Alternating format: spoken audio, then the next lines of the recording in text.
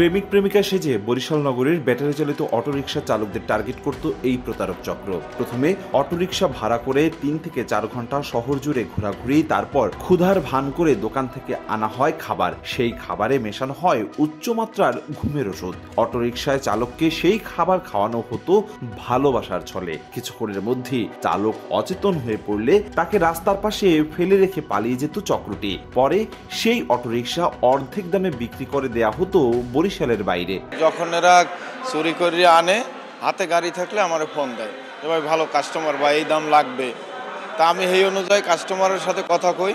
আমরা যখন যাই তখন যারা মেয়েরা যায়, ওরা গার্লফ্রেন্ড হিসেবে থাকে বা বউ হিসেবে থাকে। ওখানে যখন গাড়ি রিজার্ভ করে তখন 2-2.5 ঘন্টা ঘোরার পরে দেখা যায় গরম লাগে বা একটু নাস্তা খাওয়ার টাইম নেয়।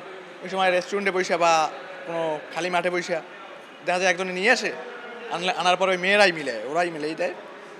দিলে পরে খাওয়ার পর কিছুদিনের পরে দেখা যায় ঘন্টা, আধা ঘন্টা, 1 ঘন্টা পরে ড্রাইভার যখন সেন্সলেন্স হয়ে যায় তখন গাড়িটা নিয়ে যাওয়ার। অপু আর ওরই আরও লোক আছে, রাজাপুরের শহীদুল ইসলাম, এরা নামের এরা মেয়েটে দেয়, ওষুধ জ্বালাকে ওরা দেয়, যার জন্য আমাকে বেনিফিট দেয় কি 10,000, 15,000, অতি 20,000 টাকা দুইজনের দেয় এরকম। আর তার সব ওরা খায়। 2024 সালের নভেম্বর মাসে চুরি হওয়া একটি অটোরিকশা সূত্র ধরে চক্রের অবস্থান নিশ্চিত করে বরিশাল মহানগর গোয়েন্দা পুলিশ। শুক্রবার রাতে নগরীর একটি আবাসিক হোটেলে অভিযান চালিয়ে গ্রেফতার করা হয় রনি ও আরমান নামে দুজনকে। পরে তাদের দেয়া তথ্যের ভিত্তিতে বরগুনার বেতাগী উপজেলা থেকে অপু নামে আরও একজনকে আটক করা হয়। এ সময় ছিনতাই হওয়া একটি অটোরিকশা উদ্ধার করা হয়েছে। দীর্ঘদিন যাবৎ বরিশালে বিভিন্ন জেলায় এই কাজ করে আসছিল, যেটা আমাদের নলেজ আসার পরে আমরা এই কাজ করতে নামি, ডিবি টিম কাজ করতে নামে। তো গতকালকে 2 জনকে অ্যারেস্ট করি। অ্যারেস্ট করার পরে কোতোয়ালি থানার একটা মামলায় এদেরকে গ্রেপ্তার করি।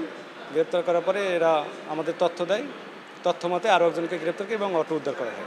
গ্রেফতার হওয়া 3 আসামির বিরুদ্ধে বরিশালের বিভিন্ন থানায় একাধিক মামলা রয়েছে। অপূর্ব অপু, সময় সংবাদ, বরিশাল।